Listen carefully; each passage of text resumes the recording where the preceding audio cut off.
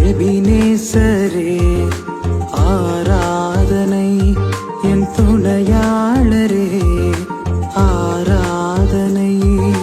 மறப்பேனோ உமது அன்பை, நான் மறப்பேனோ. மகன் தூய ஆவியின் திரியேக ஆசீர்வாதம் நம் அனைவரையும் ஆசீர்வதித்து காப்பதாக. ஆமேன்.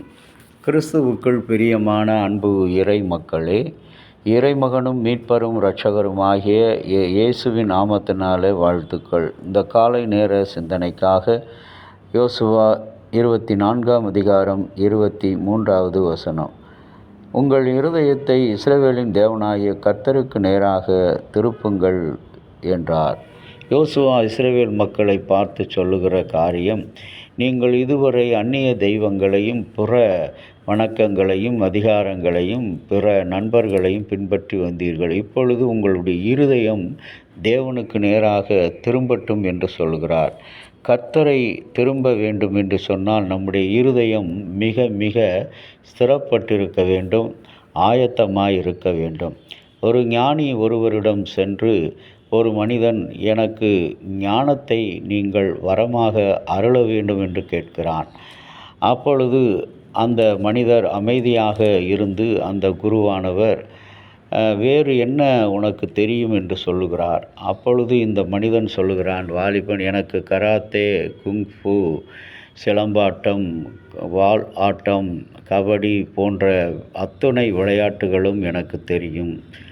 இந்த ஞானம் மட்டும் என்னிடத்திலே இல்லை என்று சொல்லி அவன் சொல்கிறான். சொல்லும் பொழுது அந்த குரு சொல்கிறார், உன்னிடத்திலே எல்லாம் நிரம்பி வழிந்து கொண்டிருக்கிறது. ஆகவே உன்னால் எதையும் பிறருக்கு கற்றுக் கொடுக்க முடியாது. இதுதான் உண்மை என்று சொல்லி அவரிடத்தில் அவன் சொல்லும் பொழுது, அவன் முதலாவது, நீ கற்றிருக்கிற அத்தனை கலைகளும் உன்னால் பிறருக்கு கற்றுக் கொடுக்க முடியாது. ஒன்று. இரண்டாவது, உன்னுடைய இருதயம் வெறுமனே மாற வேண்டும். வெற்றிடமாக மாறும் பொழுதுதான் அதை என்னால் ஞானம் என்ற பிரசன்னத்தினால் நிரப்ப முடியும் என்று சொல்லி ஆண்டவரிடத்தில் கேட்கிறார். இன்றைக்கு இருதயத்தை அநேகர் இன்றைக்கு உலகத்தில் திருப்ப முடியாமல், கடவுளுக்கு நேராக திருப்ப முடியாமல் இந்த உலகத்திலும் உல்லாசத்திலும் சிற்றின்பங்களிலும் நாம் வாழ்ந்து கொண்டிருக்கிறோம். ஆகவே தான் நம்முடைய இருதயம் கடவுளுக்கு நேராக திரும்பாதபடி கடவுளை விட்டு தூரமாக திரும்பி இருக்கிறது. உலகத்தின் பார்வையிலும் அதிகாரத்தின் பார்வையிலும் தனக்கு உதவி செய்கிற மக்களினுடைய பார்வையிலும் போய்கொண்டிருக்கிறது.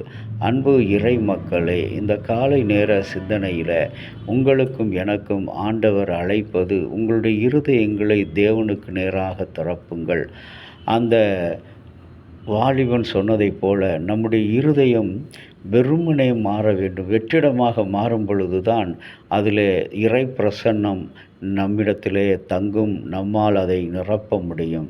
அப்படி தங்காத போது, நிரப்ப முடியாத போது, நீயும் நானும் எவ்வளவு போராடினாலும், எவ்வளவு முயன்றாலும், எவ்வளவு நாம் முழங்கால் போட்டு ஜெபம் செய்தாலும், எவ்வளவு திருமறையை எத்தனை ஆண்டுகள் வாசித்தாலும் இருதயம் வெற்றிடமாக தாழ்மையாக மாறவில்லை என்று சொன்னால் கர்த்தருக்கு நேராக திரும்ப முடியாது. அன்றைக்கு பெருமை, கோபம், விரக்தி, வியாகுலம் இவைகள் உள்ளத்தை ஆண்டு கொண்டு இருந்தது இஸ்ரவேல் மக்களிடத்தில். ஆகவே தான் யோசுவா சொல்கிறான், இவை எல்லாவற்றையும் விட்டுவிட்டு உங்கள் இருதயம் கர்த்தருக்கு நேராக திரும்பட்டும். இன்றைக்கும் அன்பு கடவுளுடைய பிள்ளைகளை, நம்மிடத்தில் இருக்கிற கஷ்டங்கள், பாரங்கள், சஞ்சலங்கள், வருத்தங்கள், வேதனைகள், வியாதிகள், பிரச்சனைகள், மன அழுத்தங்கள் இவையெல்லாம் விட்டுவிட்டு தேவனுக்கு நேராக நம்முடைய இருதயத்தை திருப்புவோம். கர்த்தர் நம்மை நிறைவாய் இன்றும் என்றும் ஆசீர்வதித்து காப்பாராக. ஆமேன். இந்த நாளில் ஆண்டவரை நோக்கி மன்றாடுவோம். அன்பின் கடவுளே, இரக்கமாக நீர் பாராட்டின உம்முடைய அருளுக்காக நன்றி. இந்த நாளை எங்களுக்கு இருதயத்தை உமக்கு நேராக திருப்புகின்ற ஒரு வாழ்வாக இந்த நாளை கொடுத்திருக்கிறீர். அந்த அழைப்பை ஏற்று எங்களிடையே அர்ப்பணிக்கிறோம். ஏற்றுக்கொள்ளும், வழிநடத்தும். இறைமகன் இயேசுவின் நாமத்தில் வேண்டுகிறோம் நல்ல பிதாவே. ஆமேன்.